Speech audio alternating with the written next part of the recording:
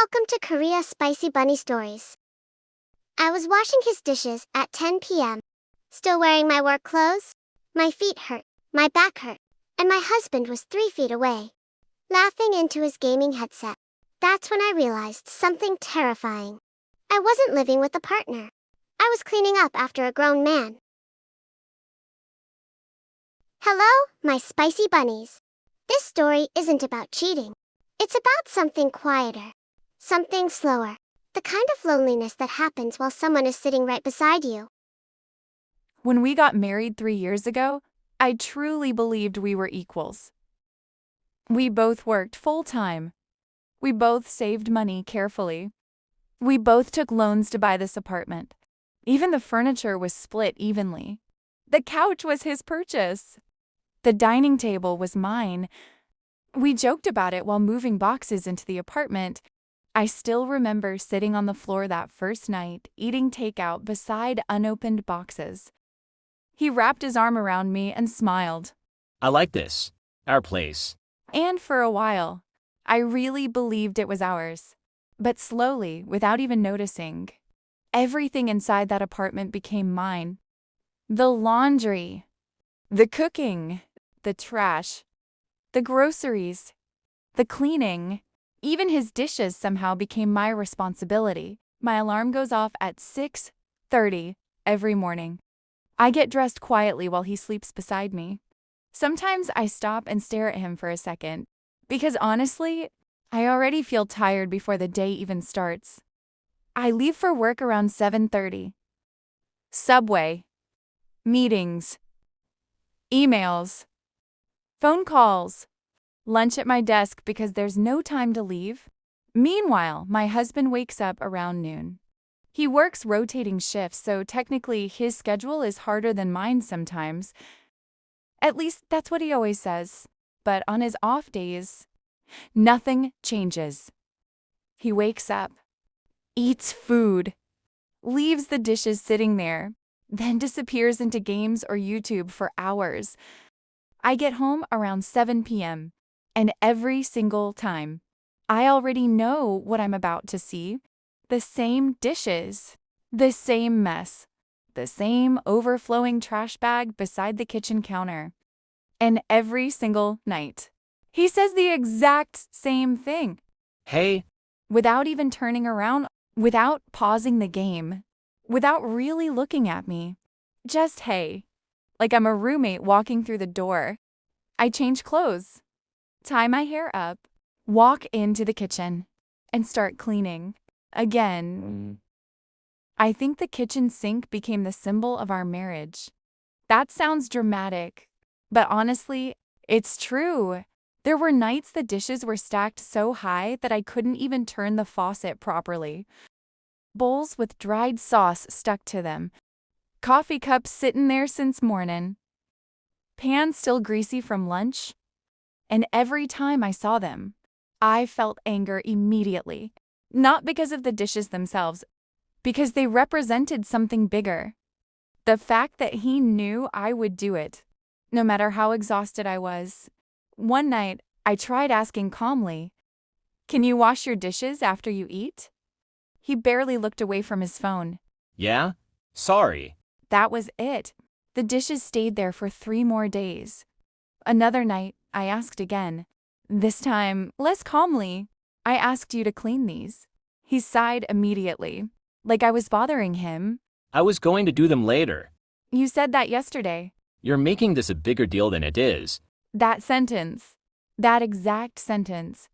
I heard it constantly. You're making this a bigger deal than it is. The dishes. The laundry. The garbage. The cleaning. Everything somehow became me overreacting. Weekends were somehow even worse. Because at least during weekdays, work distracted me. Weekends forced me to fully see my life. Saturday morning, 8 a.m. I'm already awake, washing vegetables, cooking side dishes for the week, running laundry, cleaning the bathroom. Meanwhile, he's asleep. Still asleep at noon. Still asleep at 1. And when he finally walks out of the bedroom around 2 p.m., he stretches once and says, What's for lunch? I remember staring at him once. Actually staring.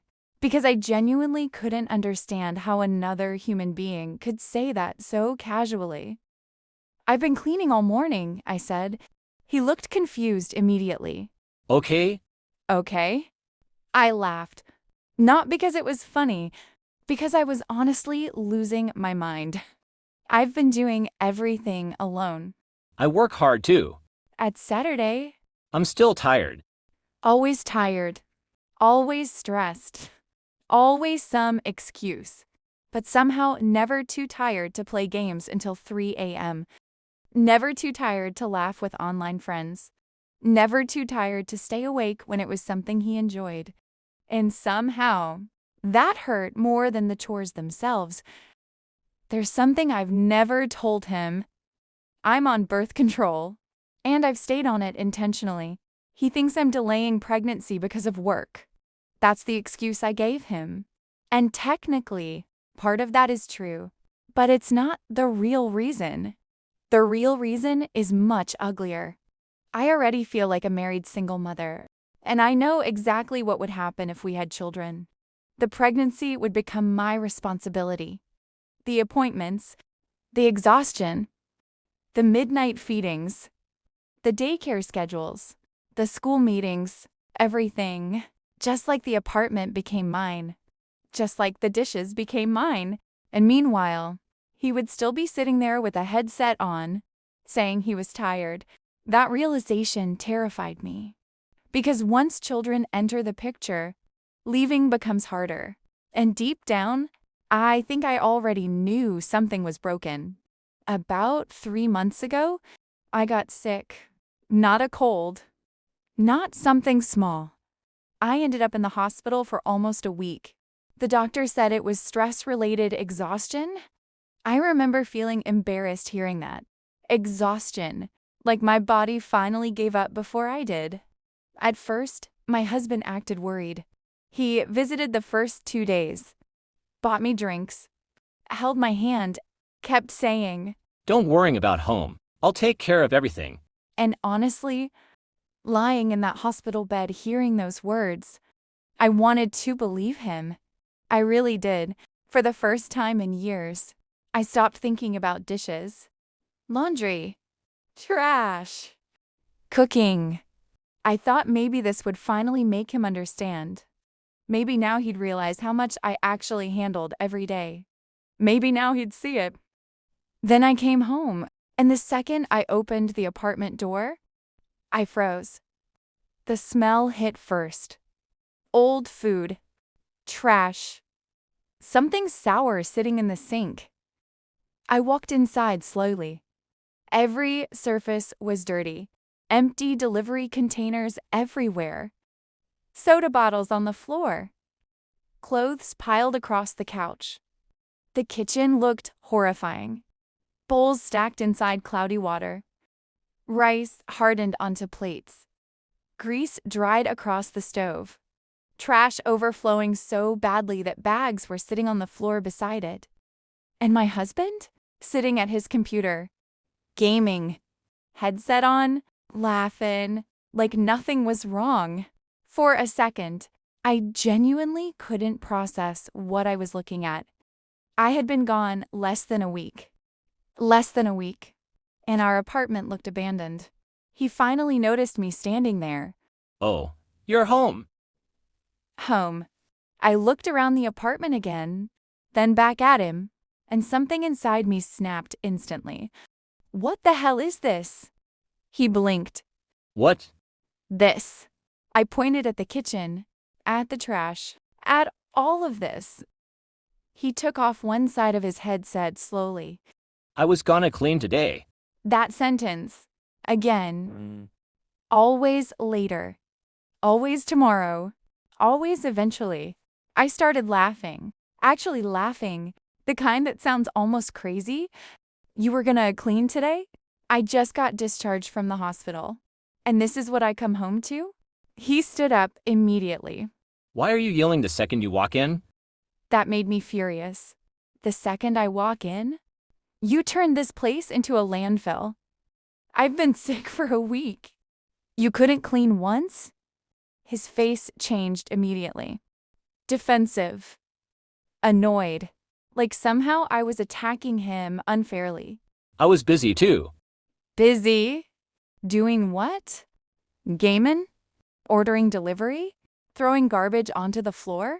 I walked into the kitchen and grabbed a rotten container from the sink. The smell was disgusting. I slammed it onto the counter.